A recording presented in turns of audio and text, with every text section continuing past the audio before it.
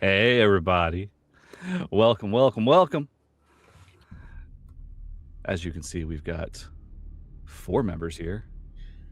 I mean, we got one player who's still kind of technically like in the back to tank, kind of healing up, so it is what it is there.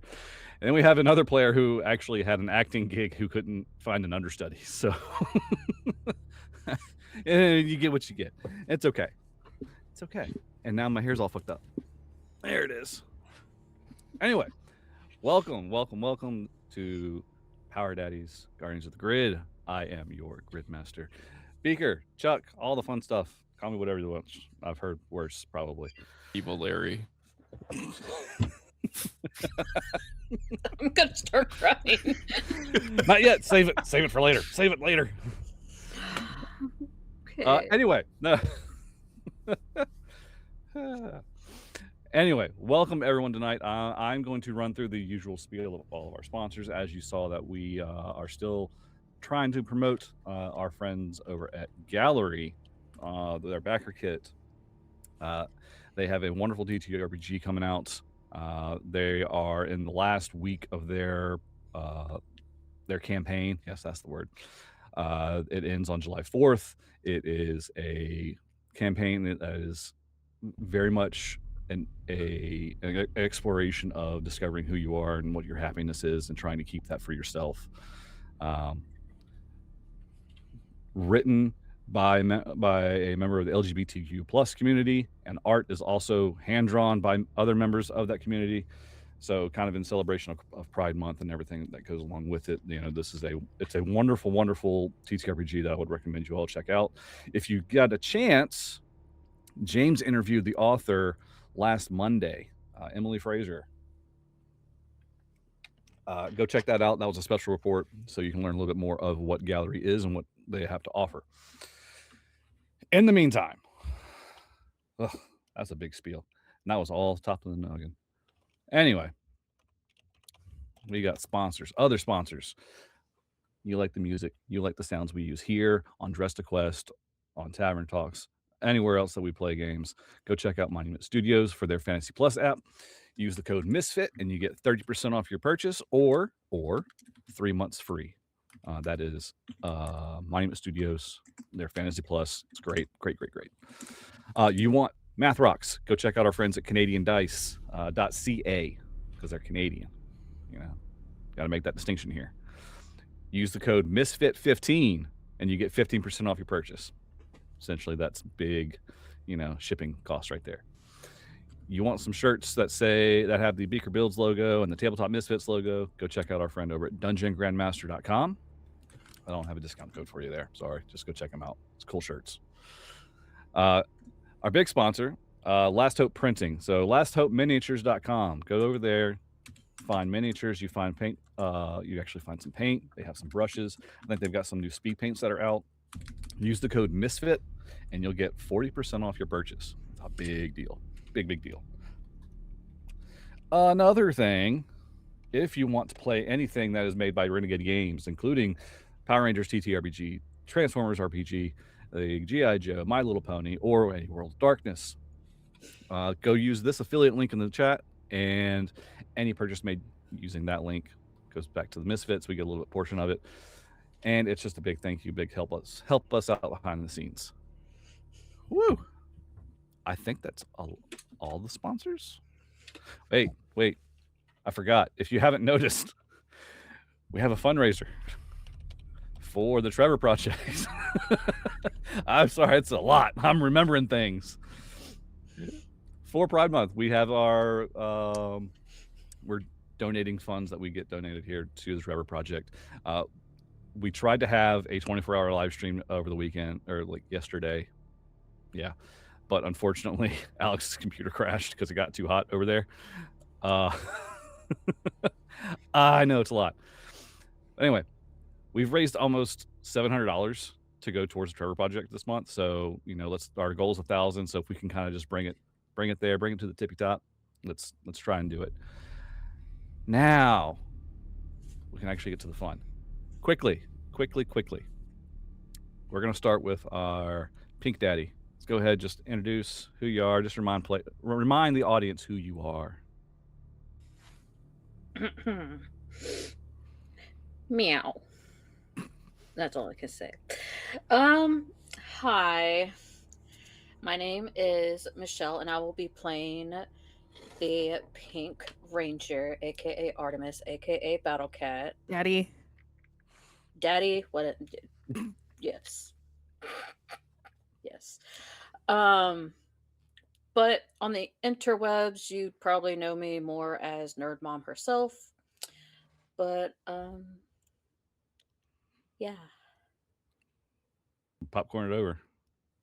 I will popcorn it over to our Green Ranger. Green Daddy. It's Green me. Daddy. Gosh, I can't. Okay. It's okay. We know. You know. You're just saying all this knowing what Ranger actually means. That's how it is. Yes. Yeah. Yes. Yes. Hi, everyone. I'm Matt, also known as More Tornite on the interwebs. And for this lovely, lovely session of Power Daddies, Guardians of the Grid, I am playing Jakal Vindalis, the Syrian bounty hunter turned Green Scorpio Power Daddy. And I'm going to popcorn it over to Shadow. Hello, everybody. My name is Shadow or Shadow. Tonight I will be playing your Black Power Daddy, Zephron. And that will leave us with Merm. And that's me. Hi, everyone. My name is Mermaid, they, she pronouns. And tonight I will be playing Trinzax, not a murderer, who is our yellow unicorn power daddy. Yeah. Chuck, what are we doing? Oh man, we are picking right back up. So where we last left our daddies, they were all essentially coming to terms with the fact that Dal'Or is severely injured and in his little stasis tube, being healed up in a little makeshift, quote unquote, bacta tank, right? A lot of emotions happening, a lot of dealing with watching him getting hurt, watching their essentially their team leader getting hurt and incapacitated out in the field, and so severely that he's in this stasis point. We've had Trinzax to the point where they went and had to work out until they bled. I mean, you have to remind me exactly what Zephron and Jack did, other than just bicker and internally, try and deal with what was going on. Artemis was just sad and cuddled up next to the tube for a while. And they finally got a call to help out, to help out the King of Triforia, because there was debris that was still left over from the pylons in the middle of the desert. And the king could not have his son go and leave his duty up in the upper atmosphere above the kingdom, like fending off the forces of the Machine Empire. So the king asked the daddies to go out back to the desert, to the pylons, to kind of investigate. And while they're there, find a couple of things of interest. One or two items there that didn't quite look like they belonged to the Machine Empire. Now, Trinzax kind of recognized a little bit of it, but the others and Jack felt something familiar but couldn't quite place it. But none of y'all could really identify the origins of this extra tech. And as y'all were all wrestling with that, you all got another call from the King of Triforia, summoning you all to a water treatment facility that was being pretty much attacked by some cogs that they just couldn't divert attention to. And that is where we were leaving off. That's where we left off. That's where we're going to be picking back up. So we have our 4 daddies playing. One is going to be just kind of, I'm having him in the cheering section right now. He's So we are here. You've all landed at the water treatment facility. What are you going to do?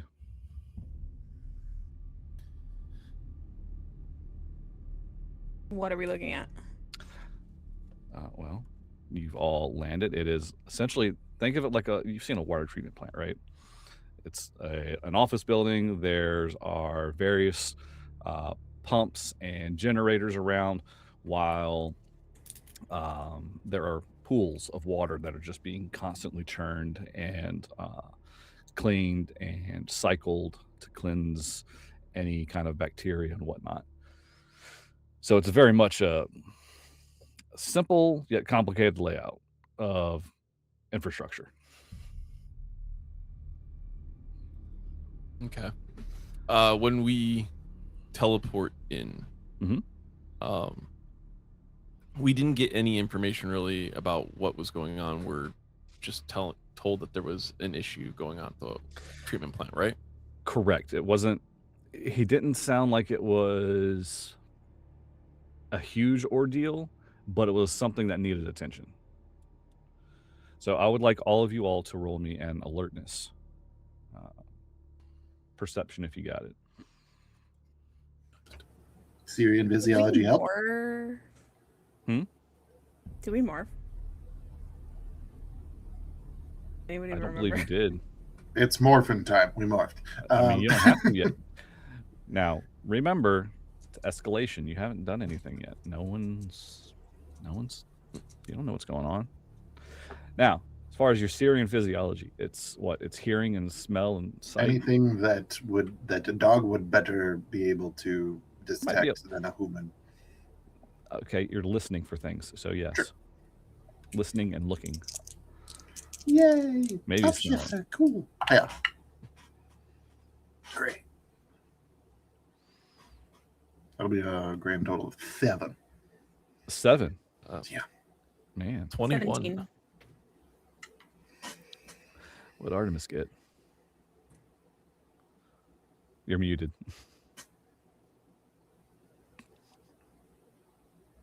A 20? 20. Okay. Nice. So 17, 20, 21. Is that what I heard? And a 7. And a 7. So our Syrian, he kind of got a little bit of little sand in the nostrils. So it's Just little because I snippets. have canine senses doesn't mean they're good canine senses. The rest of you, however, are at least drawn to the attention of this noise of just crashing and impact noises and some minor explosions around the bend of an office building. What do you wish to do? I know for Artemis, I'm probably going to be running towards the noises. I'm going to be very closely behind Artemis. Yeah, I'm gonna chase behind. Alright. Zephron's going to see if he can identify any exits or safe spots for any civilians that might be in the area. for Where's them everybody to- running to? I can't hear anything.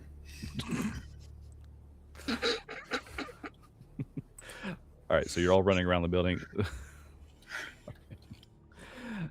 All right. Told you not to pull his ears so hard, Trinzax.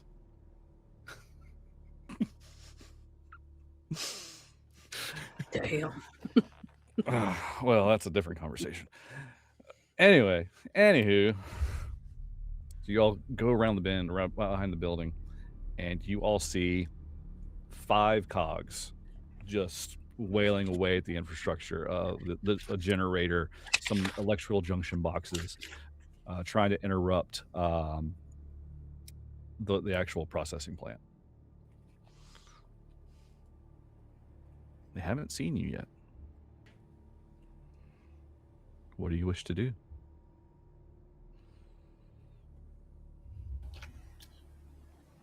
If nobody speaks up, I'm going to Jack would tell Trinzax, Artemis, and Zephron, hide, I'll draw them this way.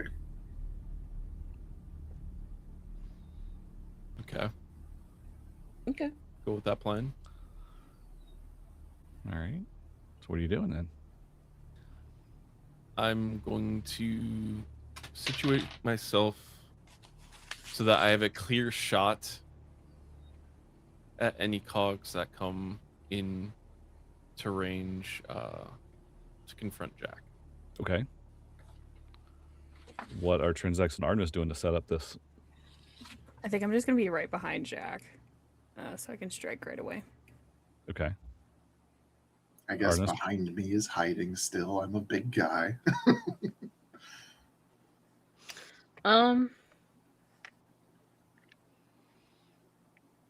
Is there any high ground I can jump onto?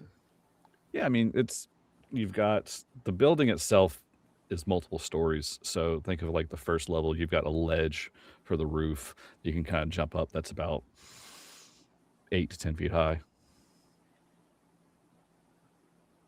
Now, if I went onto said roof, would I be above? Where the cogs are, you'd be above the cogs. Yes. Yes. Keep in mind, Okay. none of you have morphed yet. So if you're thinking of using like long range abilities, just be mindful. Well, if you just give me a second, jeez. Yes, ma'am. just trying to make sure we're all on the same page here. I'm going to start. Well, I'm going to use my super leap and leap up. But while I'm leaping, I'm going to say it's morphin' time, and I'm just going to morph. Do it. I'm not saying no. I'm wrestling with how loud this is. And Could I coordinate being loud at the same time? Yes. I'm By stealthy. A, morphing myself, and B, with a blade blaster shooting at the cogs. Yeah, we can say this is all happening at the same time. Yeah. Because I'm trying. I understand what you're trying to get at, and I'm trying to give it to you. So as loud as everybody needs to be to say it's morphin' time, Jack is purposely being incredibly loud to try to cover them. I mean, and also draw attention, which also is helpful by potentially shooting these guys. Okay, so I need you to roll an attack. You know what's funny? I have not rolled a single targeting check this entire game in 2 seasons. Well, guess what? Here's your first. Yep. I know that you said he's in the cheering section. Does it count that our Blue Ranger is here? You still get the upshift. Yeah. Yay. It still applies. For the record, before I drop these dice, it doesn't matter if I hit at all because I'm just trying to get their attention. I might hit. That's that's a 23 with a 4 on the D4. Oh, okay. So you've got a mixture of like some silver and like 3 silver and 2 bronze. Which one do you want to hit? What are the differences between silver and bronze again? Silver have the spears, bronze just have like the laser eyes, essentially. Spears. And one of them has a higher AC. I don't remember what it is. I'm gonna go for the spears. I'm gonna piss off somebody who wants to get in melee. Okay. So they don't see that one coming. So you fire off this shot, and you said you're going for a silver one? Yeah. Okay. So you hit one that is about to use its spear and jam it into an electrical box. And as you do, as you fire away, that energy just hits it right in the back. Nice little shower of sparks. And now they all turn around and look at you. And they all just kind of rearrange, hold their spears, get ready to fire away at you. I'm going to point at the one that I shot and say, "You'll do." And that's me using Fight Me. Okay. So I need everyone now to roll for initiative. Yay! That other thing that I can never do well. Oh, I bet you can. I love that you believe in me. Someone's got to. Thanks, buddy. Okay, Trinzax believes in Jack. All right.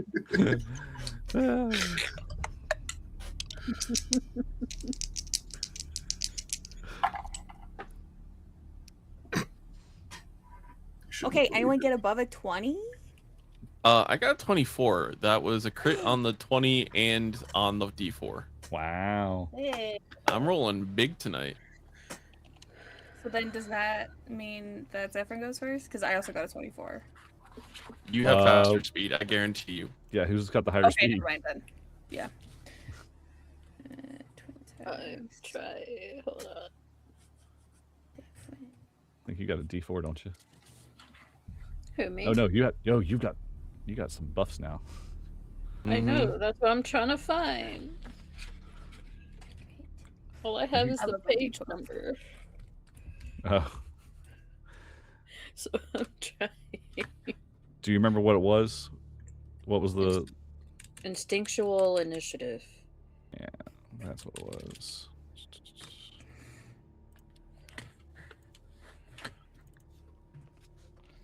Yeah, that was. I think it was a couple of upshifts. I think so too. I'm trying. No, you get an edge. Edge on initiative. The 2d20s plus your. Yep. Whatever your other dice is. Yep.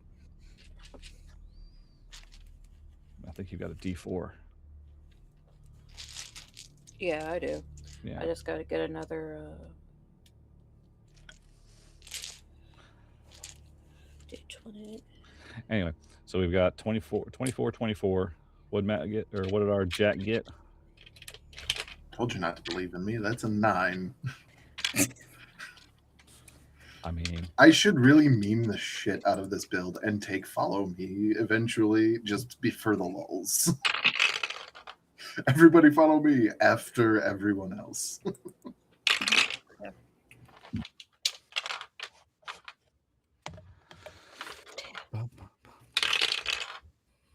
This is why we need Zephron. Or not Zephron, Dal'Or.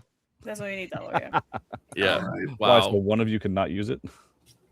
Oh, hey. Shut oh. the fuck up! Damn! Michelle, what did you get? I don't want Chuck talking anymore. 16. Okay. What did the cogs Perfect. get? 6. Bam. You still beat them, Jack. ha. Yeah. Oh, no. Suck it, cogs. I told you I believed in you. Okay, great. I'm Karma gonna is a start. bitch. I did morph while Jack was doing the thing.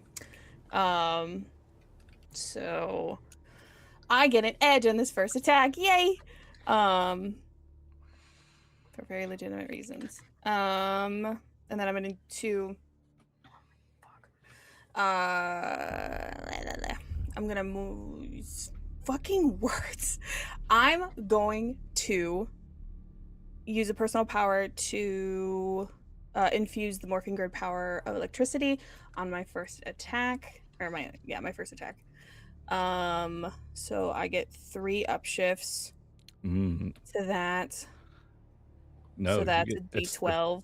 You get to attack 3 targets. That I also get to do that? No, it says upshifts for my specific thing. I don't know what that was from. Like my Yellow Ranger perk. I reached level 8, so I get to Okay. add another Okay, upshift. for that. Okay. But your pole arm gives you you can have My up to dual 3. blade. Yeah, you can. Your pole arm, your power weapon. It says reskin, It's a dual reskin of a blade. dual blade. Yes. but it is a pole arm? Yes. Sick. All right, great. You I'm have the gonna artwork. attack 3. I'm just trying to learn the game after 2 seasons of playing this shit. Okay. Okay. So I'm rolling Everything Dal'Or did D12. with his pole arm, you can do. Aw, sick. I'm not Except gonna you be have as electricity. hot as him though, so sorry. What? Okay. So that's that's 3. So that is a 17 to hit. You're running up to them. Yes, I'm running up to them, attacking one of the silver cogs for 17. Just barely misses. Fuck off. Okay, I'm using exploit weakness to fucking deal with this shit. And you have intelligent or fucking. That's a nat 20. Their Nice. armor class bonus gets fucking taken down or whatever the fuck. Yes. I attack again. Okay. Their toughness goes down by 3. Whack. Sick. It's a 15. Okay. I need a d6. That is a dirty 20 for 1 sharp damage. Sweet. Is this the same one that Jack shot or a different one? Yes. Oh, okay. Got a wombo combo of this. Ah, okay. Perfect. So you run up to it, you take your pole arm. For the first time, really. You take your pole arm. That's the thing, folks. Trinzax has had this pole arm the entire time. With this ability, this is the first time that they've used it. Hey, it's an episode of firsts. Jack has shot somebody for the first time in this campaign. He was a bounty hunter before this. Sorry, bounty beacher. Bounty Beecher, yes. All right, sorry. I'm having to take my own quick notes. All right. So you come in and you take your second swing at it, and it definitely makes contact on that. You slice it. It looks heavily damaged. Aw, sad. Okay. And that ends my turn because I can't dodge. Okay. So that's Zephron. All right. Now, did they let any of those cogs come within range, or did they run up? They haven't. They've just turned around after being shot, and Trinzax just charged in. They had no That's what I time thought. really to really run, other than just turn around and see, oh, there's a green daddy. Oh, now there's a yellow daddy. Okay. Going down the path of, well, we're doing this now. Zephron's going to run up alongside Jack and then jump on his shoulders to get an extra boost off and start shooting at the cogs while in air. Okay, so you're jumping off of Jack's shoulder. Yeah, to kind of get it. Okay. So, which one are you firing at? let's go for the one that's already damaged. Okay. And since I'm shooting, that's going to be targeting. Correct. But we get an upshift from Dexter, right? Yes. Okay, that's what I thought. That doesn't go anywhere. No.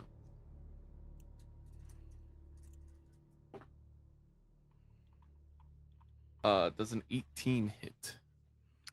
Does an 18 hit? Does an 18 hit? Yeah.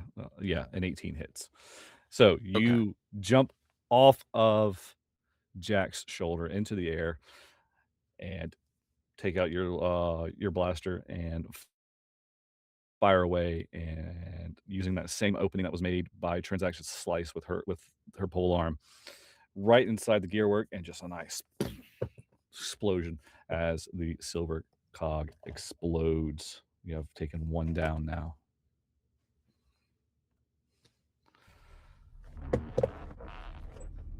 As you land. What? Yeah.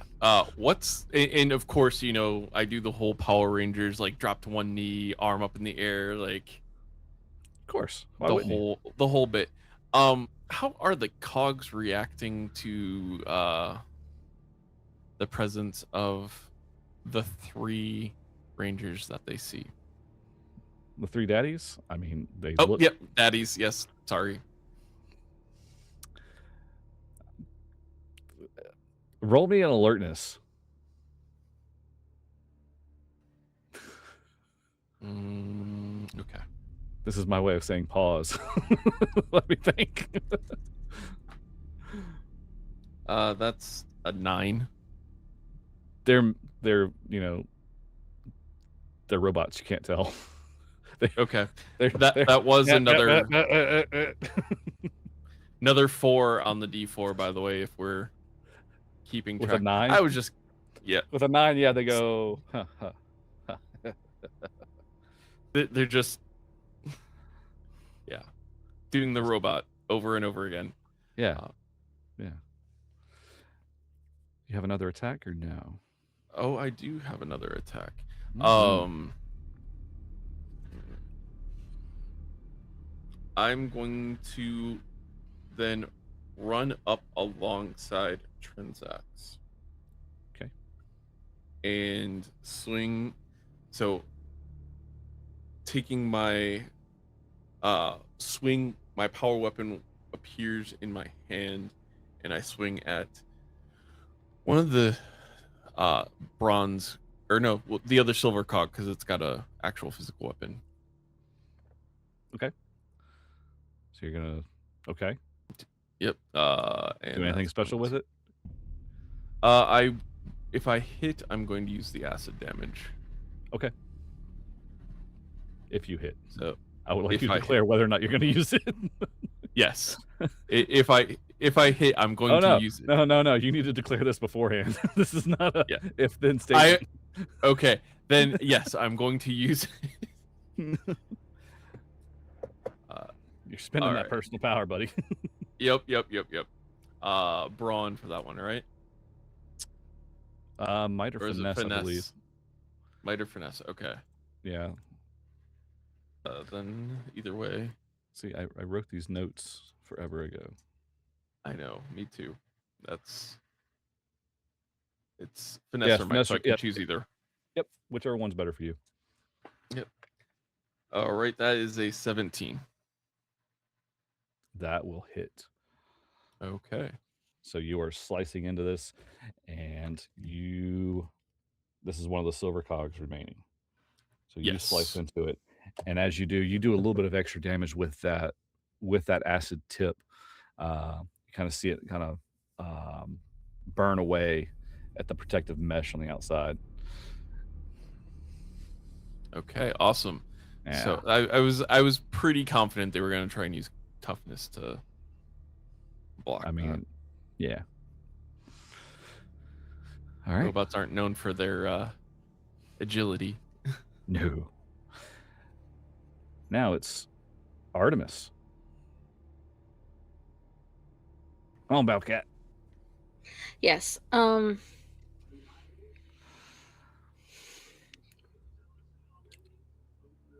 So as Artemis does, I'm going to take out my quill. Okay. And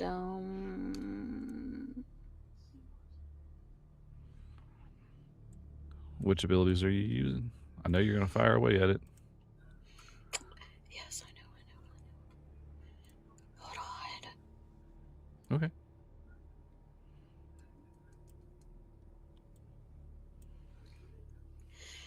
But I'm like in reach of them, right? No, you're on top of the roof. I mean, you're in range. They're in range. Are you at?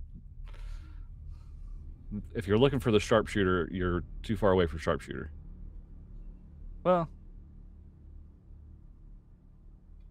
yeah, you'd be too far away for sharpshooter. It's fine. I was just gonna go with penetrating Okay. shot. So yeah. Okay. Get after it. Get him. Get him. This is to a silver or a bronze. Yes. Okay. All right. Got it.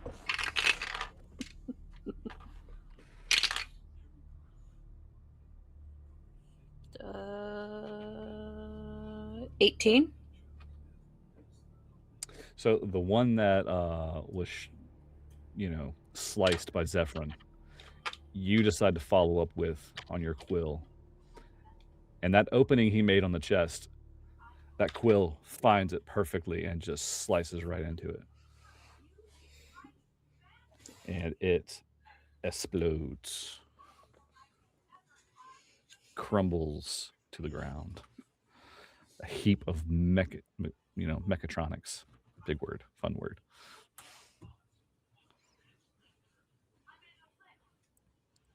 Now, Jack. Well, no, yeah, because you don't have a second attack yet. Do Nope. you? Or yeah. No. Is there anything else you want to set up for? Or do you just want to Um, stay on the roof?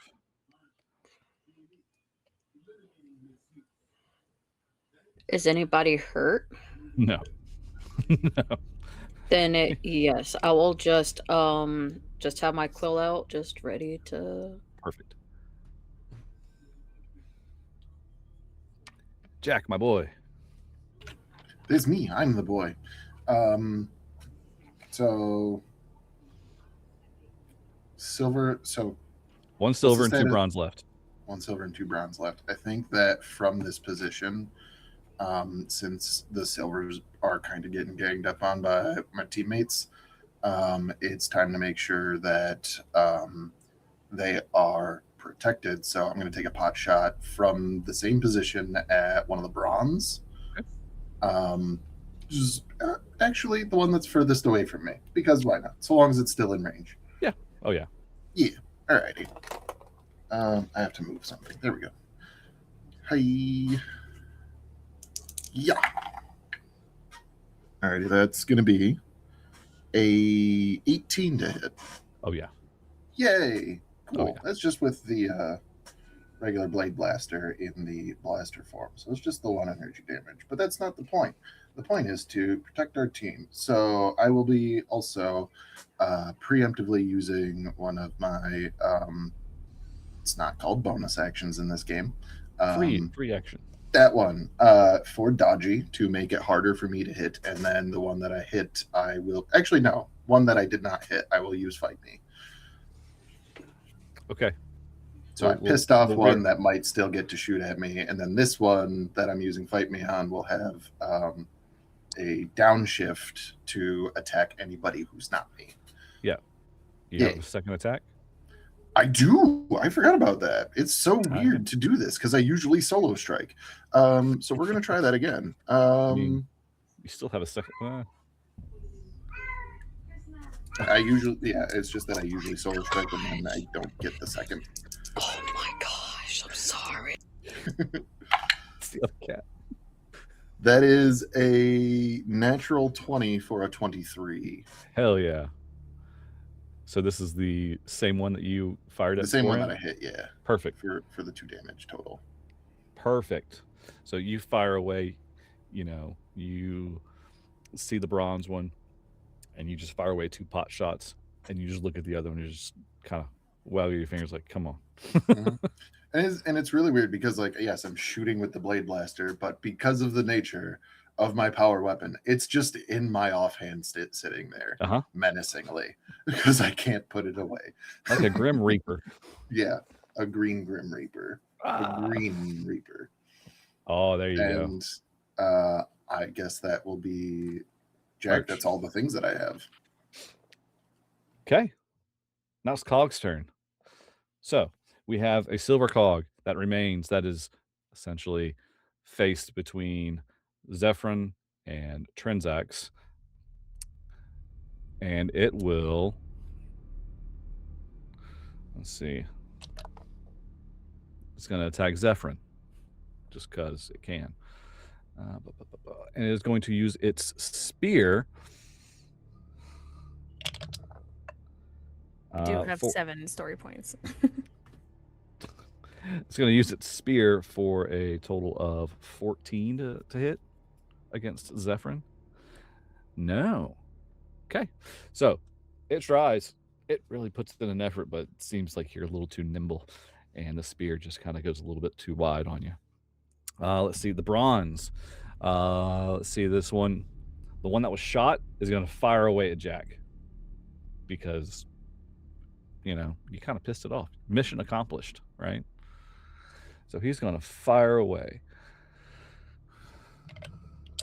He can fire away. Because I'm bulletproof. Nothing to lose. I mean, I am well, I'm not titanium. I'm green. That's a different. How does a 23? Against my toughness? Yeah. That'll be a no. Oh, you're at 24, aren't you? I'm at 25 now. Fuck yeah, man. With this last level. Oh, I don't think that I actually solidified that with you, but yes, I took so extra grid power, prismatic boon, orange, modified shell 1 That's for powered plating. There you go. Buddy. And for the actual perk that I took, because that was from foregoing the essence increase, the actual perk that I took was ultra heavy armor shell. So Jack is just tank now in his morph form. He's jacked. This is the origin of the term in the universe since we're in the past. That's just how it comes from. It goes directly through to every single translation of every language in the galaxy. Oh man, you're so jacked. Yeah. Where did the C come from? Shut up. It's how you translate from Syrian to Triforian to Edonian. Some of them are actually translation. J-A-C-H, kind of like Zach is spelled funny sometimes. Yeah. You can't really directly translate Korean into English because they don't have the same alphabet. Mm-hmm. Yeah. It's just like that. And also, I'm just going to blame this entirely on Chris and Dexter because he keeps fucking with the timeline anyway.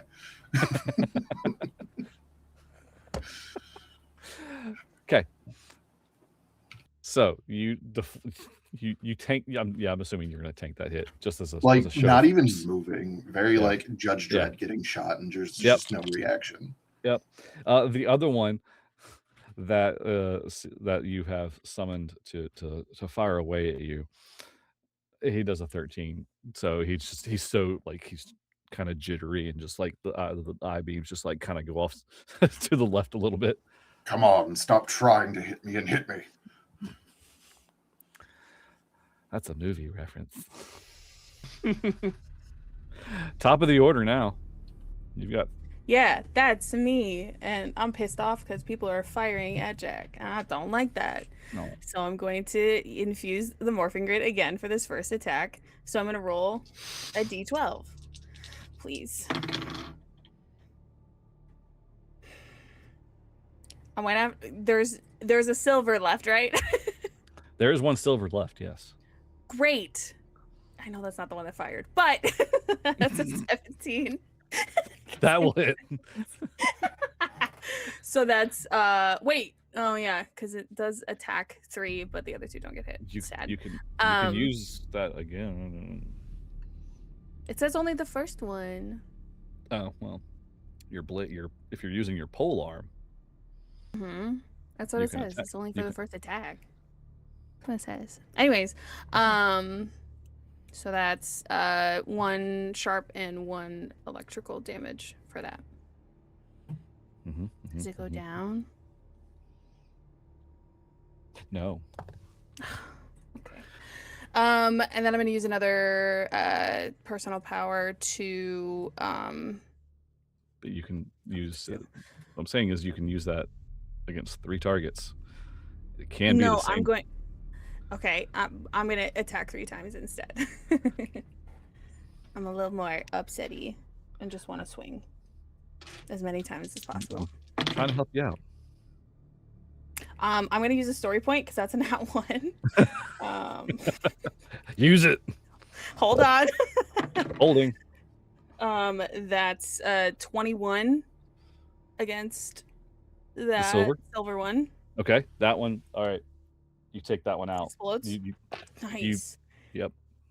I knock it in the neck and then just absolutely pit it to the ground.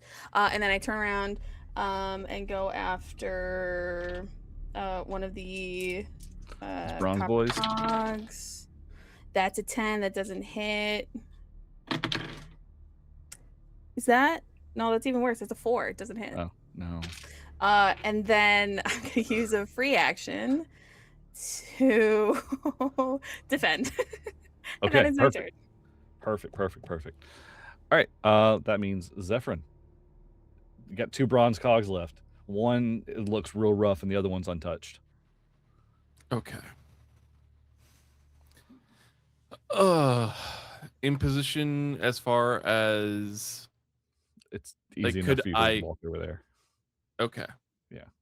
Then I am just going to look over at the bronze one that's already pretty rough, and I'm going to take 2 attacks on it unless I kill it in the first one. Okay.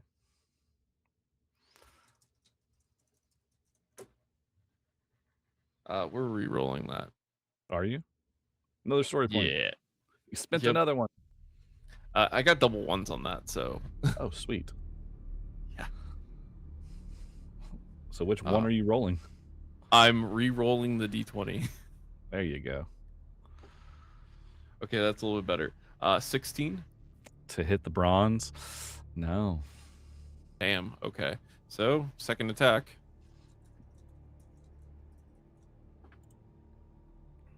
How about a 17?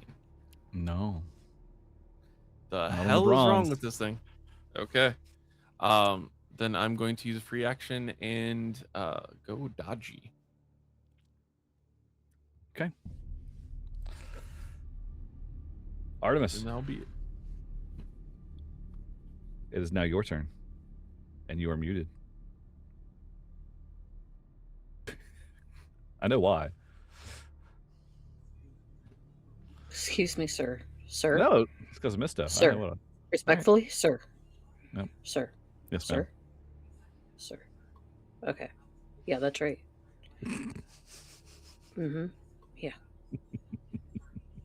Okay. Anyways. I'm just gonna do what I so now are both of them shot now, or is there still one untouched? There's one left untouched. The other bronze is looking real, real bad. The one that Zephron tried to know. attack and take out is looking rough. Then there's another one that just hasn't been touched yet. Well, I know my teammate's got the one that's already roughed up, so I'm going to shoot the one that has been untouched. Okay. And I'm gonna do another penetrating shot. Okay.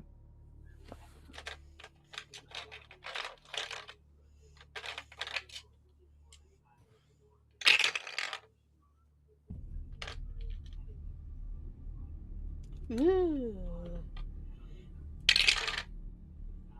Not 20, but for 21. A 20.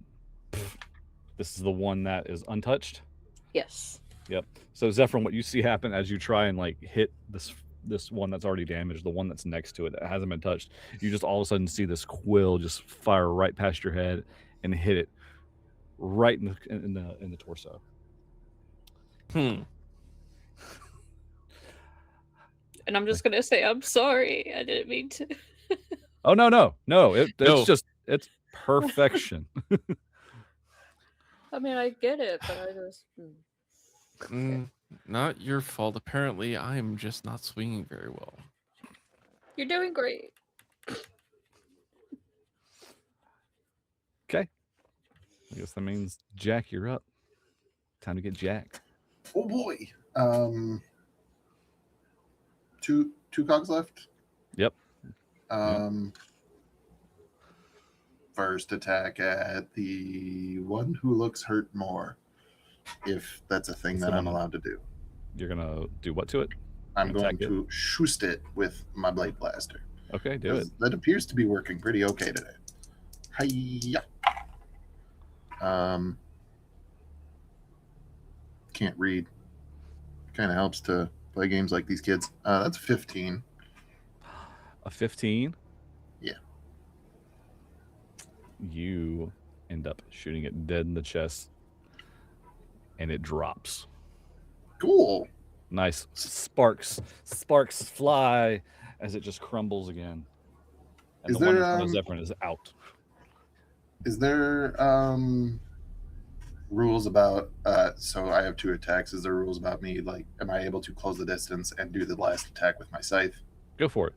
Alrighty. Cool. You can do that. Then I think I will. Even if it said otherwise. Fuck it. Fuck it. Why not? Rule of cool, maybe. Yeah. I can't do Solo strike because I already attacked once before, and now I'm moving, so can't do dodgy. But me just making sure that I can use all of my other things. We're going to spend a power point for. Oh no, it's on the first attack this turn, so I cannot do the strike bonus. So it's just going to be swinging. Hell yeah! Swinging? Yeah, we're just swinging. Okay. Ooh. Goodness gracious! Did all that shit talking in the chat? Yeah, that's a 5, but that's okay because I'm just going to. It doesn't matter if I hit or not because everybody else is doing all the damage. So we're going to end the turn by using Fight Me on this guy to just keep a bad guy down. Do you need a tray like Merm? I am rolling in a tray, and for some reason, this D6 did not want to stay in my hands every time I tried to pick it up, and it just launched literally 3 times. So it's literally karma for talking a bunch of shit in chat. I think that I need to say, Merm, I'm sorry. You'll never learn. All right. It is now the cog turn. I'd say cogs, but it's just cog. Just one cog. And you see as you run towards this cog, Jack, it is if a robot could tremble in fear, it would. Because and then I whiff. Because it rolled a 4. So I don't think that's going to do anything, regardless of whatever I try. No, I don't think so. That's fine. Yeah. So but with this, terrifying. It's literally like, like I swung at it, it dodged, and then like it tries to shoot, nothing happens. Jack literally just gets his face like right in front of us and just goes, "Try again." Yeah, pretty much. That's exactly what happens. It's like, roll me an intimidation real quick. Okay. This is just for fun. Intimidation.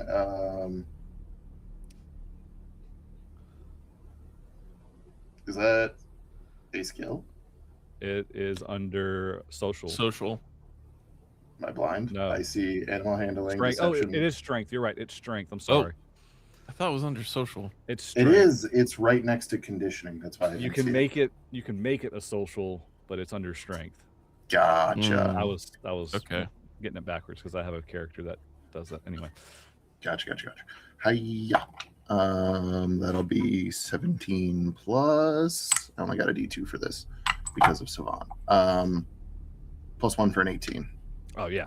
So you, as you are getting so close, you can, instead of like just saying whatever the line you just said, it comes out with this snarly growl from your canine. As the canine that you are, it's just this mixed with this guttural growl, and you get the sense that you have scared the ever-living shit out of this cog. I didn't know machines could defecate. And any other cog that you've encountered really seems to be afraid of you.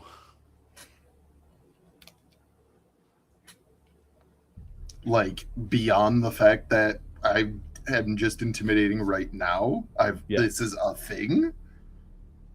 You've intimidated them every battle that we've gone up against them. Like, did I? Mm-hmm. Yes. Yes, you have. I'm trying to make this very clear with your I have ingrained on the machine empire. Just don't fuck with the Green Ranger or the Power Daddies in general. You get a feeling it's not because you're a Power Daddy. There's something there that's making them very afraid of you. Good. They should be. Top of the order. Just oozing with intimidation. I'm going to swing my pole arm with electricity. That's a nat 20 for 24. Okay. Oh, nice. Oh, wait. Okay. Yeah. That's 2 that's 2 points of damage, isn't it? That would be 4 points of damage because I get 1 sharp and 1 electric damage. Okay, because it was your D4. Crit. What? Right? What? Hold on. No. Either way. I roll a D12. What are you talking about? Okay. How do you want to do it? How do you want to take it out? How do I want to take it out? I'm On a date. I'm gonna spear it through its chest, and then I'm gonna flip it over my body, and then I'm going to slam it into the ground on its head, and then Ooh. watch it explode, and then walk away, and just kind of smile and be like, and to everybody who's looking at me, I'm just gonna say that wasn't murder. That was a robot. Okay, not murder. What Noida? What? I think we're gonna have to talk about what defines murder. Okay, later. Perfect. So you have now all taken out the cogs. You get this feeling that whatever the king had asked you to be there for, probably all that there was. What do you do now? Do you reach out to the king and let him know you're taking care of it? Do you just head back to the bastion? What do you do now? I will. Jack will, like, kind of seeing no more adversaries at the moment. He's going to nod at everybody else and say, "I'll let the king know that it's safe." He's going to call Zephron, but it could be anybody at this point. Just kind of give it on and just say, "Make sure that there's no lasting effects here that are going to perpetuate beyond our dismissal." Yeah, Zephron's gonna investigate. Okay. And at that time, while that's happening, Jack will speed dial, Buddy King of Triforia.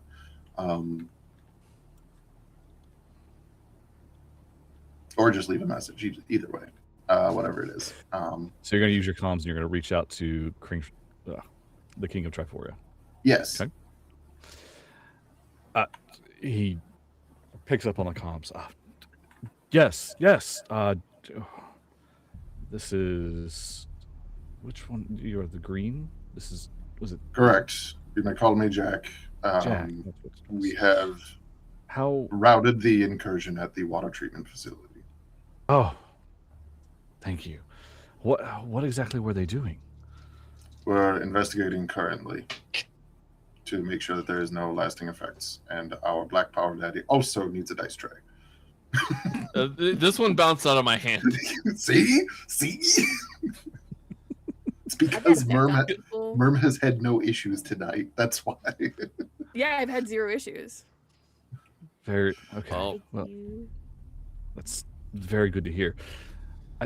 Whatever you find, I don't know what they were doing, but whatever you find, just please, if it's anything detrimental, let us know. I thank you for your help. We just could not supply the manpower to divert over there. No need to explain.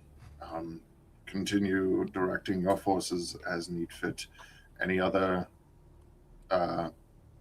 uprisings that will require our attention, just let us know. Well, thank you very much. Again, do what you need to, and if there's anything that we need to be aware of, please do not hesitate to let me know. Jack in his head is going to go, I thought I said that. Yes, Your Majesty. Mm-hmm. And comes and goes, what the fuck was that about? All right, this is why Dal'Or does this. All right, Zephron, what do we got? So thanks to Kenai, I got a 19 on the D20 and a 6 on the D6 because I get an upshift on anything that's perception based. And you were looking for what exactly? Just anything, what they were trying to do? Evidence of what they were trying to do, anything that might have been left behind. You look around the area and you get a sense that this was just a minor attack just to kind of disrupt infrastructure. They weren't doing much. All they were trying to do was disrupt their way to clean their water. You may find it odd that it was just a small unit of cogs, but given the attention they're giving all to the atmosphere and trying to hold off the Gold Daddy and his Pyramidas, they probably don't have much to divert. So this was just a small infiltration. Okay. Zephron passes that on to Jack and CC's the Royal Guard, essentially. BCC. Oh, fuck it. CC, let them see that I'm sending it to Jack first. Yeah. As per my last email. Okay. So, what do you wish to do now? You've pretty much accomplished what you needed to here. If we can make sure that their security systems are repaired so that if they decide to come back, that the Triforians will be alerted, and then we can make our leave. The security systems never got messed with. They just didn't care. Mm. Let's take this data back to the Bastion of Light. Very good. Something doesn't feel right about this. Something doesn't feel right about any of it.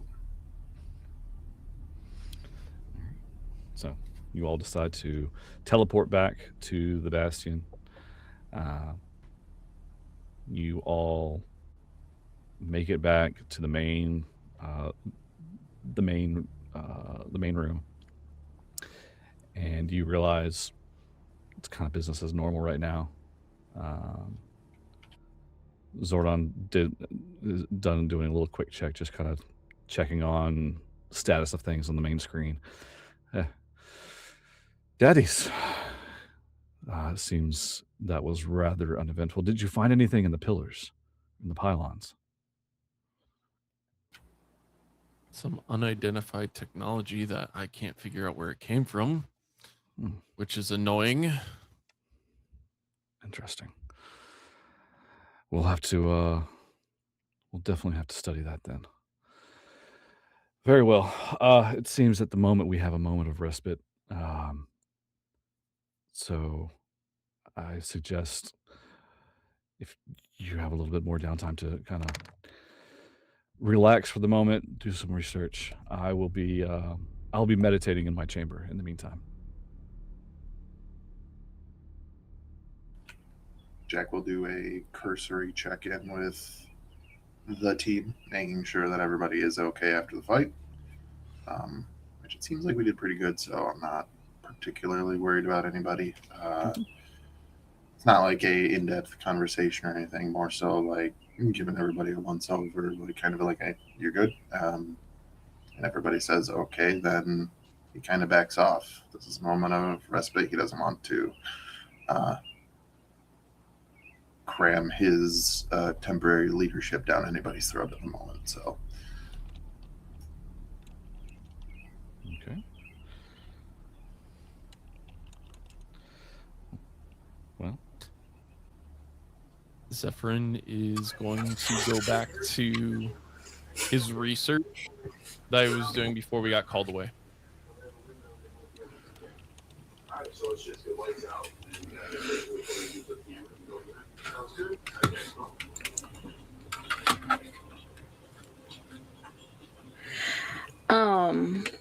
For Artemis,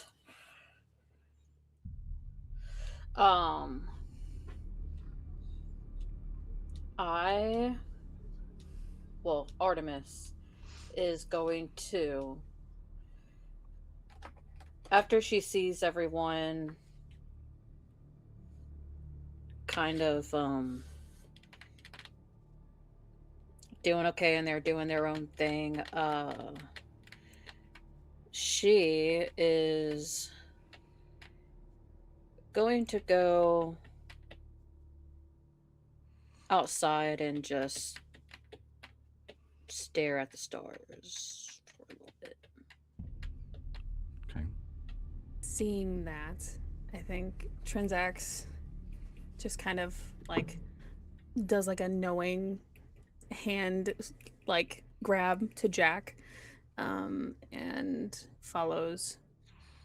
First goes into the kitchen to pick up some snacks and then goes outside to find Artemis.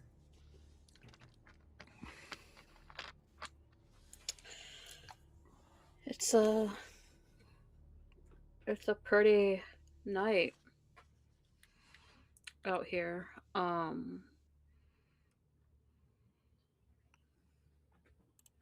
But Trinzax, I know that you have confided in me. which Yes, I a love. lot. Thank you. Yes. But now, after I've had time to, I guess you could say, process some of my own feelings, because this is like a first for me. Um, Coming from a planet that was so enraptured with war, Yeah. and that's all that I ever knew was to fight and be independent. So for me to be a part of a team is very new. Mhm.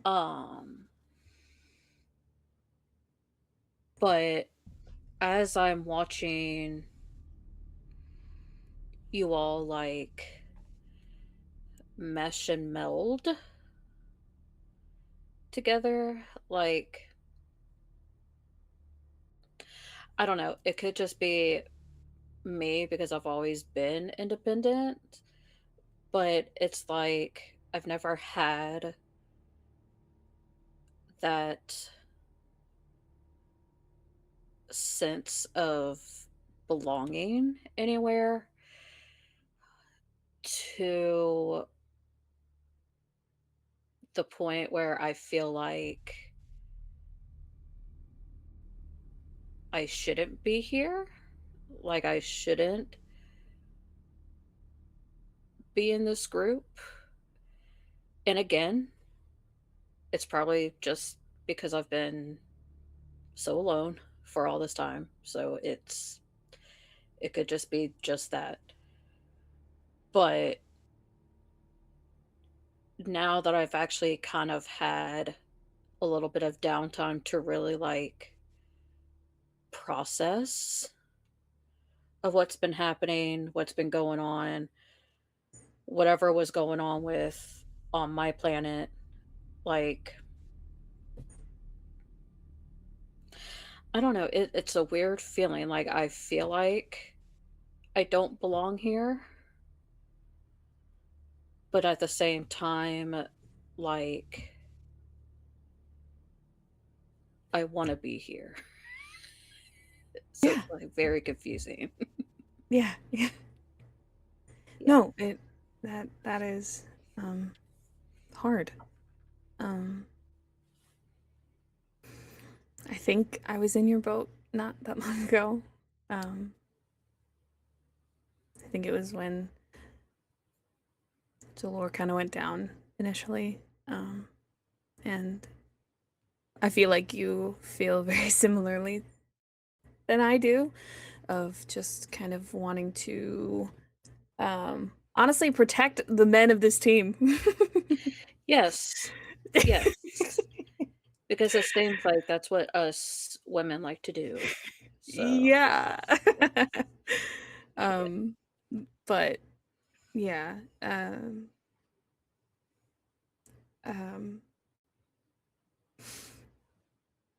is there anything like specifically that happened with you and your moon, and or like would you rather me like kind of well, start the war stories, or what do you? well, it's just I'm coming from like a background of whenever y'all first arrived. Mhm. Like I was so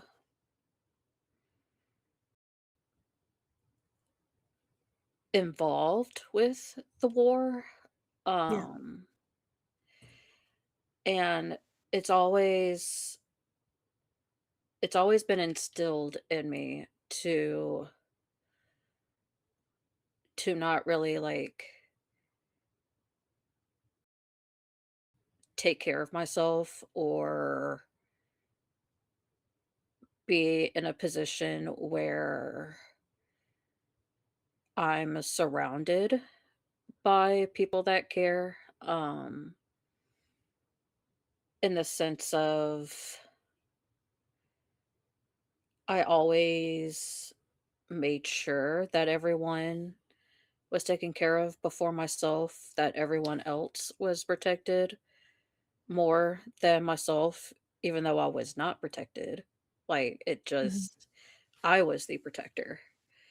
Yeah. And, even throughout the war, like, if I didn't know the person, like, my first instinct was to protect, and it didn't matter what my feelings were, it didn't matter if I knew you or not, like, that was just part of me, to do that, and I think a lot of people likes to take advantage of those type of people, Yeah. and, I mean, I have been taken advantage of, and it's it's a tough road Mm. to deal with, but again, it was like even if I cared about you, like, just a little bit, or I could just, like, hate you for what you did to me, like, I still have that instinct to protect and make sure that you're good Mhm. before myself. Yeah. And then whenever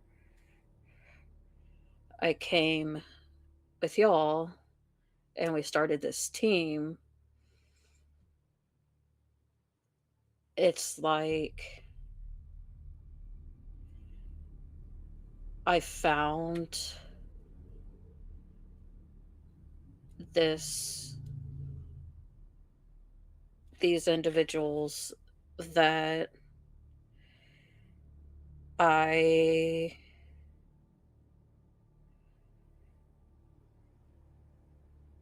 for the first time like I genuinely like and I genuinely enjoy everyone's company. So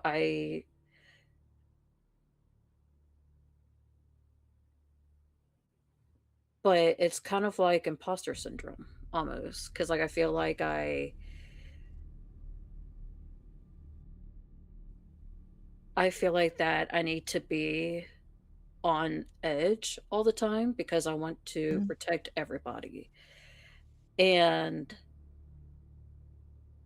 the thing that happened with Dal'Or, like it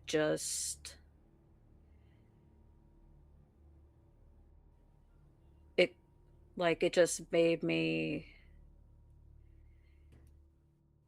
feel like a failure Mhm. because we couldn't protect him, like we couldn't like I don't know. It was probably out of our control and I get that, but it's still like it stings a lot. Yeah. Yeah. Um and coming from a place where there has been war, there has been so many losses, so many like it just it kind of wrecked me um to think that we have a teammate that's down Mm. and I don't know, to me I'm always like maybe we could have prevented that, like maybe Mhm. he would still be here and fully healthy with us if we protected him more. Um, And so, and I guess that's why, like, in a way that I haven't really showed this side of me to anybody, because if I did, it was just a cat being dramatic, which Yeah. it's bull, but whatever. It is. But yeah, it's just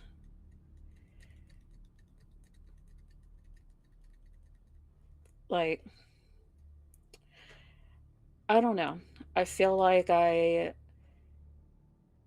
it's too good to be true to be with y'all. At the same time, like, I would not mind, and I would take that bullet in front of everyone. Like, I would.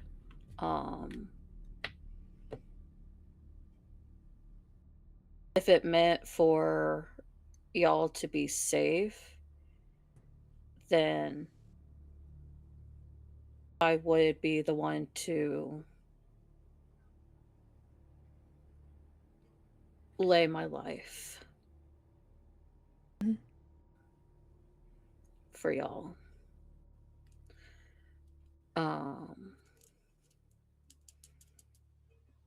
But of course, like, I've never, again, it's so confusing because, like, I've never had like that family feeling, like that family structure. Just because from when I was born till now, like, it was just,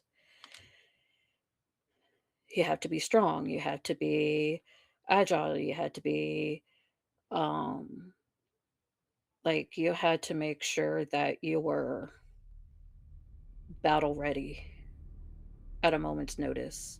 And it seemed like it was battling practically all my life. And it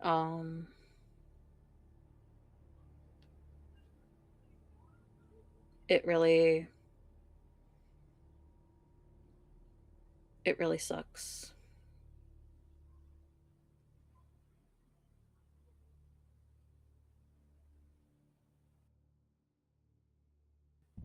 So, I think, number one, Artemis, I would put my life on the line for you. I'm going to say that right now because it's true. I don't know if you feel it or whatever, but I would do that in a heartbeat. And I know you do the same for me.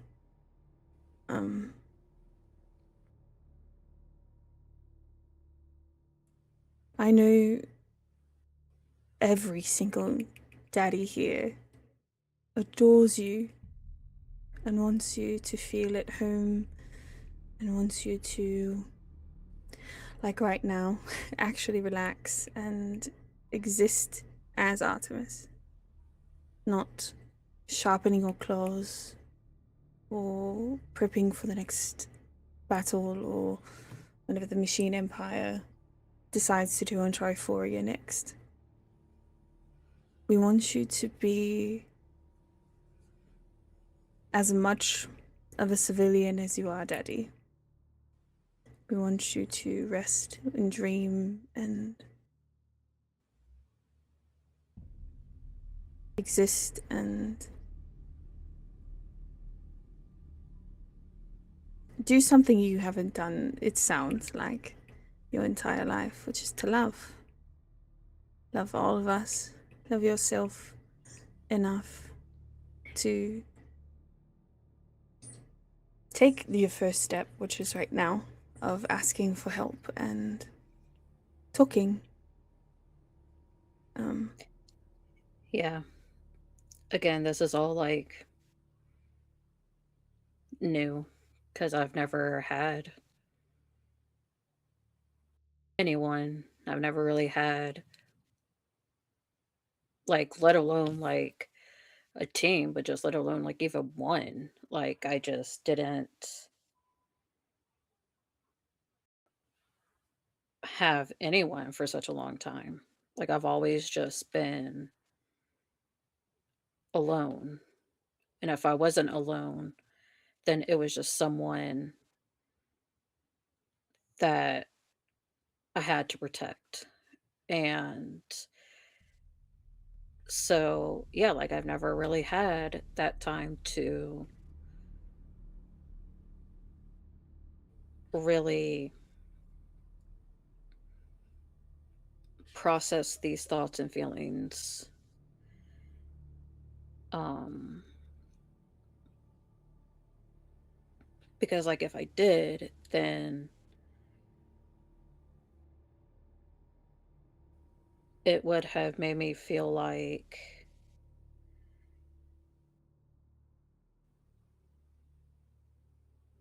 almost a bad teammate if I like showed weaknesses or if I showed like true emotions, then I wouldn't be seen as tough or as like reliable, if that Yeah. makes sense. Absolutely, it does.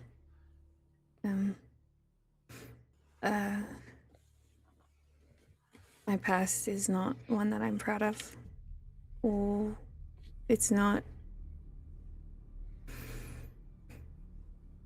It's not something that I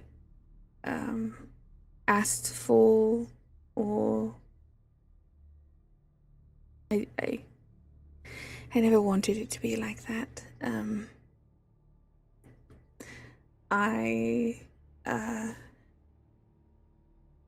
I sentenced a lot of people to death for the same reason that you were afraid of.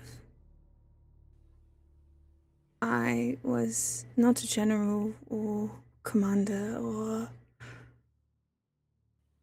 any of that. I was someone that connected to a deity that made our people strong. And at the moments of weakness, I was the one that had to make those decisions. And every single time I had to follow the words, the one that I worshipped. And every single time it told me to condemn. But now that I can sit on my own and stand on my own and fight and make my world turn. Artemis, that's what makes you strong. Embracing your perceived weaknesses is what makes you strong. It makes you Artemis. You bring so much to just the two of us. I know I use you as a pillow a lot, but I want to be there with you, make you feel safe, to know that there's someone else in this room that you don't necessarily have to protect. Because I will protect you as well. There's no advantageous part for me to do that. I will ask nothing of return of you. You heard over the speakers. You are my Yes. comrade. You are there. You're more than just my battle cat. You're a friend. I will listen to you for as long as you want to talk. I will sit with you for as long as you want to be silent. And I love you, Artemis. Oh.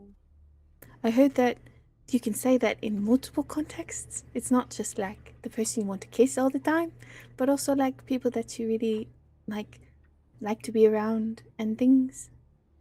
Learning a lot from the Plex server. um, Yeah. but, Yeah, that's something definitely that um I would like to learn. I would do you want to I watch the would movies with me? I would watch the movies. And then all you see is like Artemis's ears kind of going down. You see like tears rolling down her fur. I didn't mean to make you cry. Ah, sorry.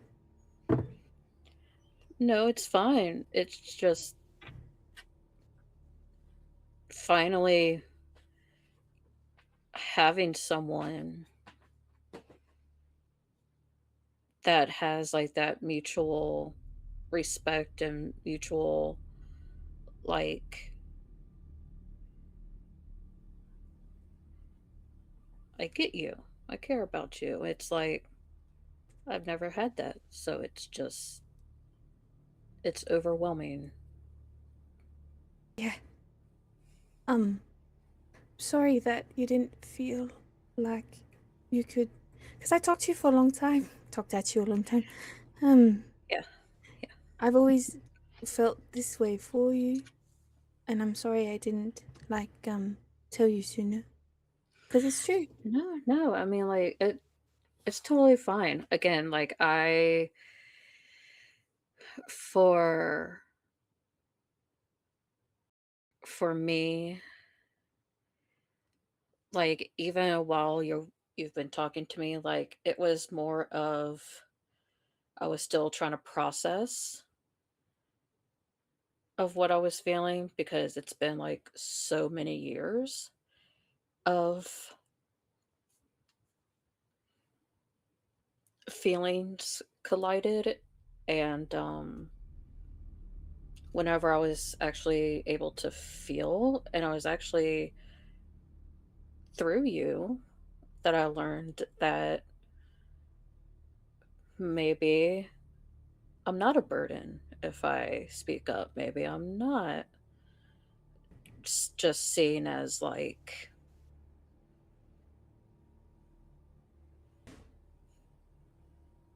the cat that can lay pie. Um, that I could be like a teammate and be a part of a family unit. Yes. But don't take my tears as like sad. Like I'm sad, but I'm also happy. um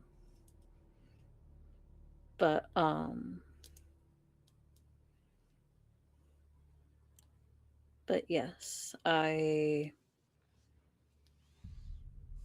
love you too. I love all of the team. So I think it's still going to be like a process and a learning curve. I am still on the curve, so don't worry. Yeah. So Yeah. you two continue to have this very heartfelt and touching conversation. And what's going to happen now is our views going to kind of shift. You two will continue to have this conversation, this very raw emotional confession between one another. We're going to shift our focus just a hair back down the hall, down to where Dal'Or is sitting in the tank. His form just kind of bobbing up and down. as he's being healed. Off to the side, you see readings being read by Beta 5 and Seraphine, who's helping out to monitor his situation. And there are fluctuations, almost like his heartbeat is increasing a little bit from where it was.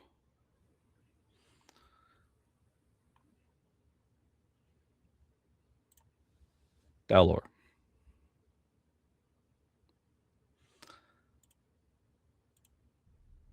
What you see now, you see yourself almost out of body at this point. The connection between yourself and the grid is there. You're starting to remember how this happened, how you had fought with your team, how the quadra fighters had come and the explosion that had happened. And you remember that sensation and how you just went out cold. What you feel now, though, is different. You were awoken not because you were ready, not because you were fully healed, but you were awoken by a strong sense, a strong force that was radiating not too far away, and a force that was radiating even further. Because what you feel and what you hear, you recall Zordon talking very early on about a shift in the balance, how the grid needs to maintain a balance. And as that echoes over and over, you catch this glimpse of this large, shadowy figure. It's hard to tell the exact details, but he's large, cumbersome, bulky, the edges jagged.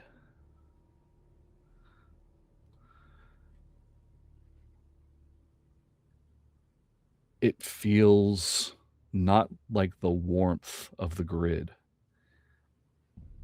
It feels cold. It feels like the complete antithesis of what the grid should be, what you've felt from the grid.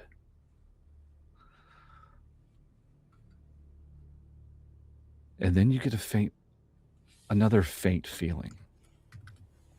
This unstable essence that seems to be coming not from that shadow, but something closer. This violet colored feeling. And as all of this starts to coalesce and become more intense, your heart rate on the monitor spikes. You just see, as you're watching, or as we see on the screen, it's just a rapid heartbeat. Goes from 50, 60 to 90, 100, 110, 120. It's racing to a point where they have to immediately drain the tube. And at that moment, your eyes open up. You're conscious. You see what's going on. You finally feel what's going on. What do you do at this moment? Dal'Or grabs at whatever the breathing or transmuting device of this liquid to allow him oxygen of whatever nature, and just starts pulling it away from his face, any of the lines, leads, anything that was connected to his body. He is just ravagely removing and pulling off, and there is an unbridled psychic echo from where he is out into the room, into the bastion of light that just carries through. Once the apparatus is removed from his face, you can see where the energy volley that he forced his helmet in front of in the barrage shattered the helmet. And there's 2 lined scars down the sides of his eyes and 2 jagged ones up and down from his eyes as well. And there are 6 new faceted cuts into the gem in the center of his forehead. These raw, unpolished, like it didn't grow this way from him, but has become that through the falling of Dal'Or, these raw breakings into the crystal.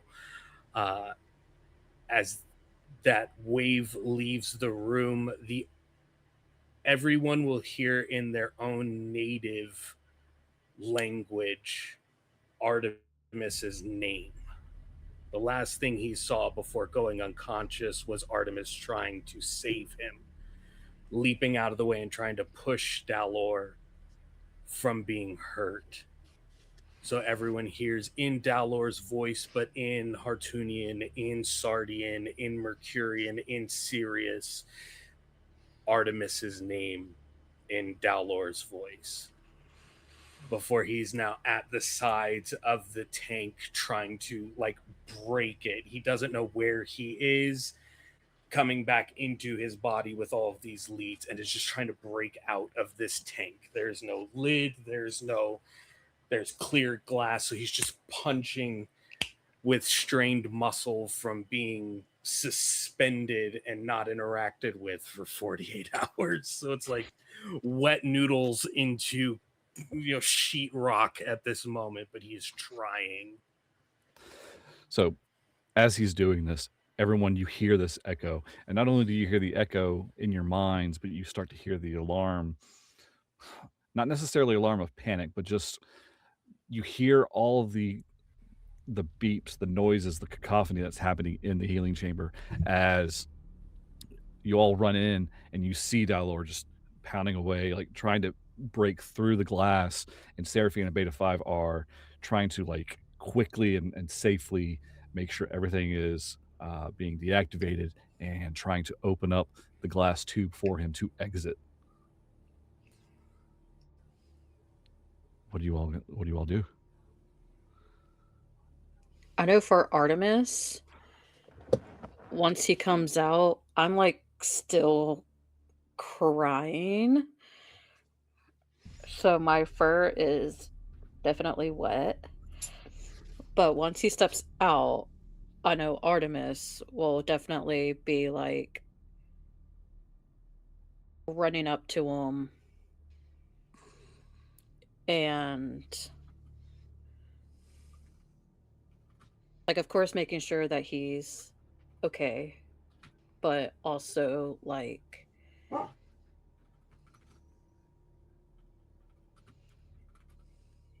giving him kitty love. Yeah, you're going over there to offer him a little bit of support as he exits. Yes. Do they drop the glass and everything? Yeah, so as this is happening, the tube is kind of shifting open. Okay.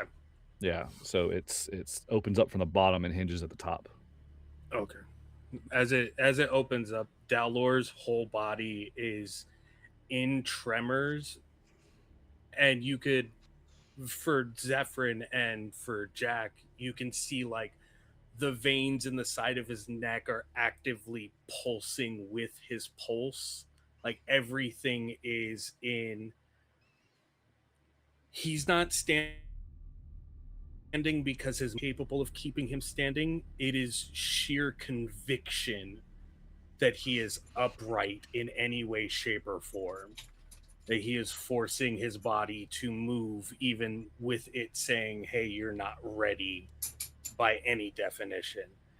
And once he gets to Artemis, it's drop to both knees, and then Dal'Or's hands are searching Artemis's fur to see if there's any damage, any scars, any injury on Artemis. He is just like looking through everything. And again, it is this psychic reverberation out. He is vocally speaking in Edonian, but everyone is hearing in their own minds, like, check for wounds, ensure your family's safe, mind any injuries, ensure it's safe, look for weapons, is it safe? And it's just a cacophony in your own home languages radiating out from him as he's searching Artemis to make sure that whatever had happened to him didn't happen to Artemis. I think that like up directly opposed from Artemis is Jack. Like as Dal'Or starts going down, Jack like goes down into a slide to try to get under one of his arms and get him back up so that he doesn't have to like push his body that far. And as Dal'Or's like searching Artemis for all this, we're getting all these things. Jack is like yelling to everybody else in the room about like getting things for him, like get a bed, get a blanket, get a mask for him, get this, anything that you get, all of the training of like, you know, first aid survival kind of deals that he has had to go through is kicking in of like, we have to get him stable. He's like, this is beyond, he's in shock. There is something way more vast going on with this, and he's just trying to get him stable. And once like it kind of gets to that point, Jack is like, the only thing that he can say to Dal'Or that he thinks would probably make it through, because it's not going to be anything like, hey buddy, you're okay, or like, hey, we're home, it's okay. It's not going to be anything like that. If he's going to get through, Jack says, stand down, soldier, at ease. Like, it's militaristic, like trying to cut to that part of Dal'Or's muscle memory of like, this is potentially going to be something that triggers. You can calm down. You can take it easy. We're okay. As Jack gets under Dal'Or's arm, he then like moves his hand from Artemis to Jack's face and is now like sides of face, looking in the ear, looking at the sides of his neck, looking at the arm that is underneath him, and it's like everything is complete. There's no existing injury. Like, again, it is just this cacophony of an after action report if the entire base was hit and you were the last person left after everything bad happened. That is what is pouring out of Dal'Or. And at cutting through the, you know, stand down, you know, kind of response, that military trigger goes in, but there's still the eyes darting, looking everywhere. He looks at Trinzax and you can see he's like fingers, arms, shoulder, head, ears, eyes, mouth, legs. Like, he's still outlining every person, but his body has gone more limp in Jack's arm as he's still processing everything of everyone around. And when Dal'Or looks at Trinzax, Trinzax is on her knees on the floor, trying to hold herself up because this cacophony of Briel has not been yelled at her since the last time she was with her family. And the last time she was with her family, she was fleeing. And she was getting out of there, and she was hijacking a ship to leave them stranded so that a planet of people could kill them. And so she is overwhelmed, and she can't move, and she can't think, and she's just unable to do anything at that time.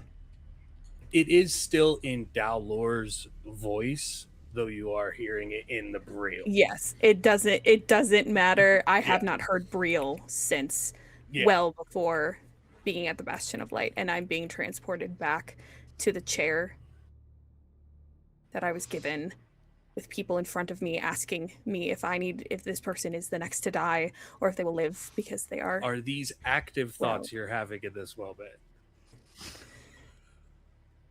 I would say a scene is playing in my head as you're saying all of this, and it's bombarding me, and my response is that memory and multiple people in front of me and different planets behind them, and everyone also becomes aware of that.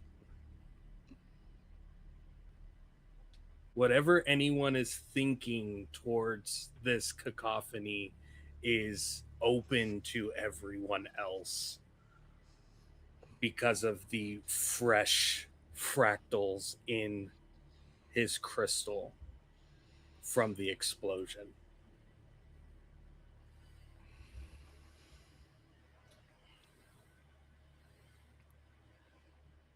Zephron's going through a similar thing that Trinzax is. He has not heard Merconian since before Bastion of Life. It was something that was only really spoken in his family's home. And seeing Dal'Or up and checking on everyone and hearing his native tongue and hearing Dal'Or checking everybody gives him flashbacks to his father being in the Space Force Rescue Brigade. And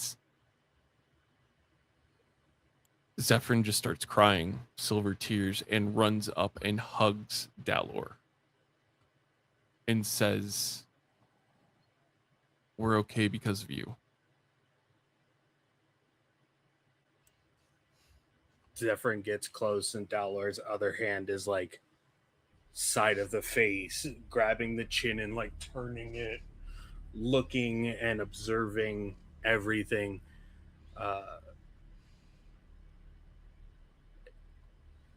Again, the same echoing out.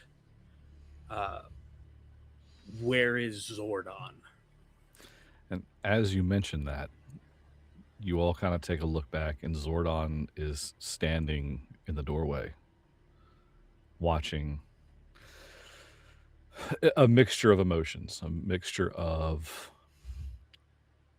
happy that you are free. There's a tinge of sadness because he's hearing Eltarian. And a sense of trepidation and worry because he knows that was too violent of a wake up. There's more to this. And he walks up quietly. Doesn't tear you away from the others, but looks at you, Dal'Or. It's good to have you back. But this, he looks at your face and the scarring on the face and the scarring of the gem and knows how sensitive that is.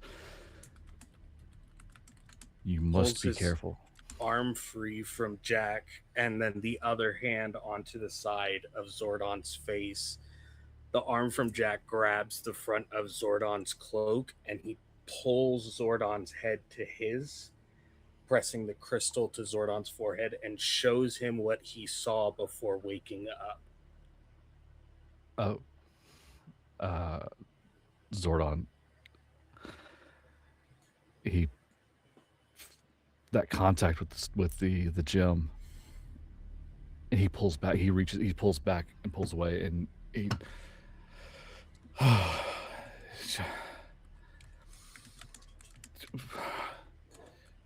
You saw this? Stands very shakily and moves over towards the consoles. If this would be a Gridmaster, Zephron, or Dexter, could you interact with a console in one room that gives you like if I'm in the medical bay, could I use that console to pull up the same information that's in like the main tech space? I would have hooked up my temp pad to the console here, most likely. Then, knowing that and knowing Dexter, y'all probably would have made it easy enough to share data from one room to the next for whichever console. Mm-hmm.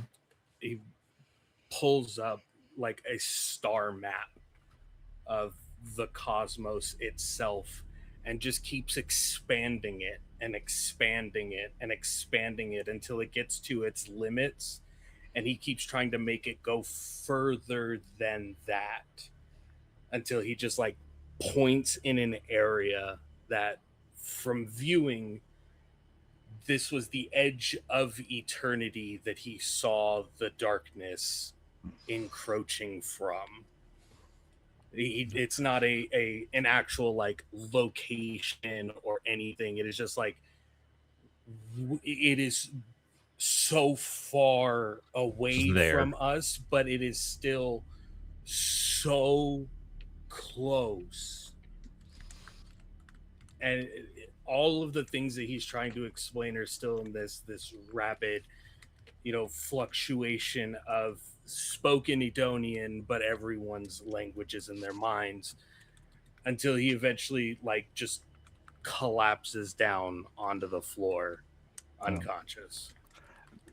Before, as you start to just ramble on and on and on, and before you collapse, Beta 5 is fortunately there nearby and catches you before you crash to the ground and pretty much cradles you and silently turns to Zordon, awaiting the instruction of what to do next. And Zordon looks and take him to his room. Make sure he has everything he needs. He's not 100%, but he's well enough at this point. And as Beta 5 leaves the room, cradling Dal'Or, Zordon looks at the map, and all you hear from him is, "What did he see?" And that's where we're going to call it for tonight.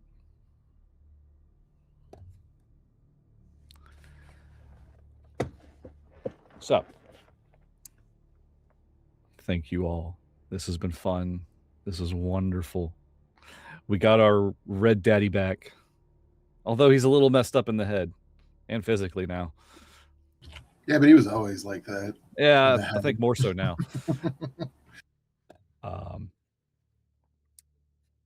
We'll go around. We'll do our little popcorn for our outros, where everyone, who you are, where we can find you, and what projects you got going on at the moment. And then I'll finish wrapping up after all that's done. So we will start, you know what? Since he hasn't done it in a while, we're going to start with our Red Daddy. Hi, everybody. I'm Ark, or Arc-like Court. I have been your Red Draco-powered Daddy Dal'Or, the Edonian warrior sage. TBIs are a muffa. But I am making my return back to streaming here within the next week or two after having to take a slight hiatus. So you can find me all over the internet at Arc-like Court. The best way to keep up to date with me, buy my TTRPGs, or any of that stuff, you can do at my website, arclikecourt.com. And I'm going to send it over to the Yellow Star herself, Trinzax. Thanks. Hi everyone, my name is Merm. I use they, she pronouns. This is Polka Dot, he uses he, him pronouns. I've been playing Trinzax, the yellow unicorn power daddy, who uses she, her pronouns. Where you can find me. Oh my goodness. You can find me on Instagram and Blue Sky. I'm Merm with 3 R's. That's MIRRRM.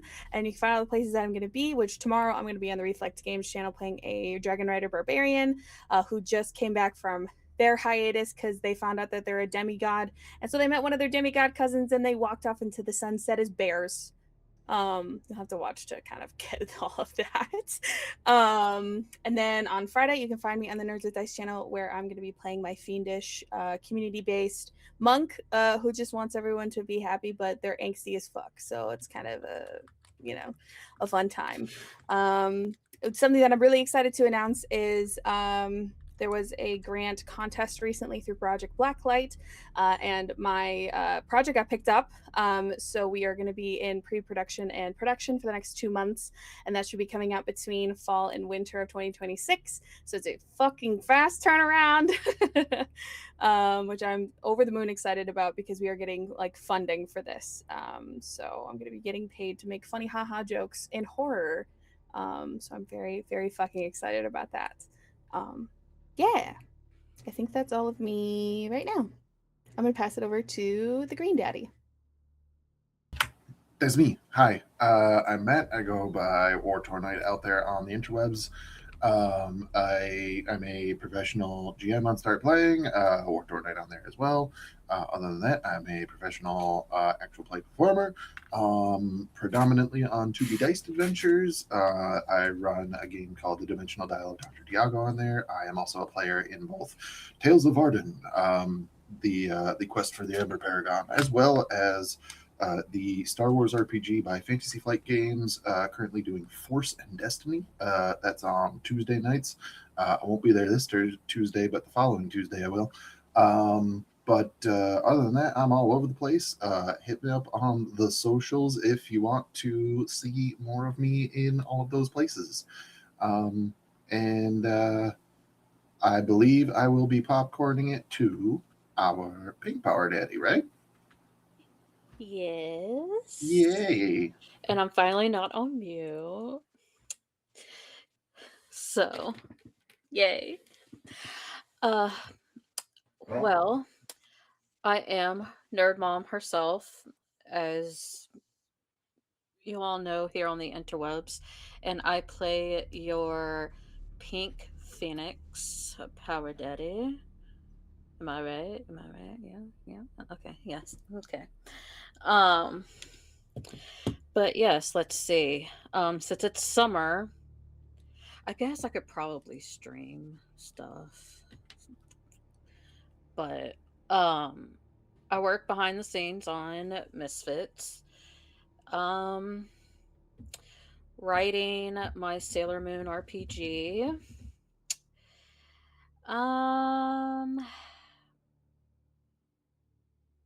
Let's see. I think there's like a few projects coming our way that I'm a part of finally. Because there's room. So, anyways, okay, enough about me. Let's popcorn it off to our Black Daddy. Hello, everyone. Black Power Daddy, oh god. I have played Zephron, your Black Lupus Power Daddy, this evening. Michelle's trying to get me canceled on the internet. I'm sorry. But no, I have played Zephron this evening, and you can find me all over the internet as Shadow Dow, everywhere except for X, because screw that place. And also, coming this Friday, we do have a Monster of the Week campaign running on my channel, so twitch.tv/ShadowDow. And 2 people here will be playing in that game. Nerd Mom herself and our Gridmaster. So if you want to see Beaker play a game instead of just running one, you're welcome to come check out my channel on July 3rd. I think we decided, what was it, 4 p.m. Pacific, 7 p.m. Eastern? Yeah, that was it. Yeah. Yep. So same time that we normally do Daddies here. You can catch them on my channel, and it's going to be a very fun Monster of the Week campaign. Or one shot. Yeah. So I guess that just leaves me, right? Oh, man. Woo! All All right. Well, okay. As you all know, I am your Gridmaster. I'm Zordon. I am all the baddies. I'm all the goodies. Everything in between. I don't know. Beaker, Chuck, whatever the hell you want to call me. I don't care anymore. Let's see. On the Misfits, you know, you can see me play tomorrow night on Dress to Quest. I am the friendly Azamar monk that has decided to join the fray. Let's see. Wednesday we've got Tavern Talks, and then Thursday I should be back in the garage, probably in Subnautica or something else. I have some. I have a cool thing that I haven't mentioned yet, so I got a little freebie. It might be kind of fun. It's very similar to Subnautica, but yay, crafting. And then Friday, of course, as Shadow mentioned, Monster of the Week. That'll be fun. Never played it. Be crazy. Be crazy fun. Let's see. I think that's all the big things that are happening in the next week. Couple of quick shout outs. I want to remind you all. Let's see. Hold on. I got to actually get to the chat box. Sorry. Don't forget, this is the last week of Gallery. Their active campaign goes on till the 4th. Go check them out. If you haven't bought it or taken a look at it, I highly recommend it. It looks to be so much fun.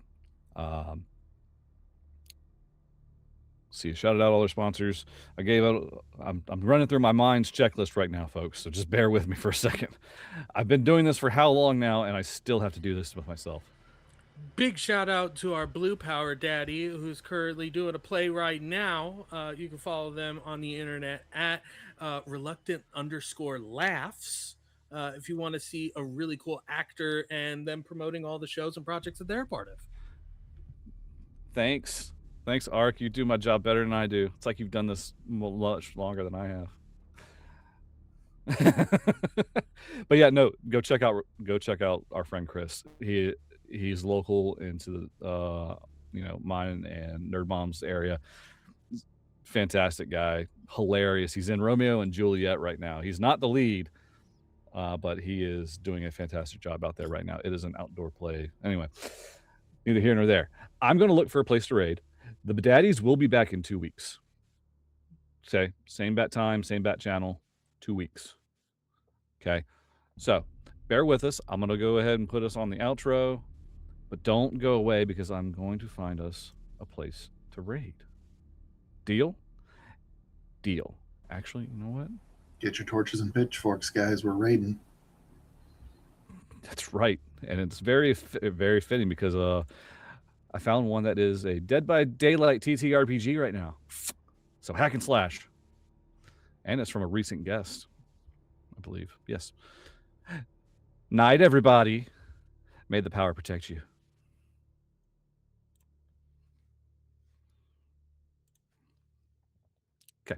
We're done.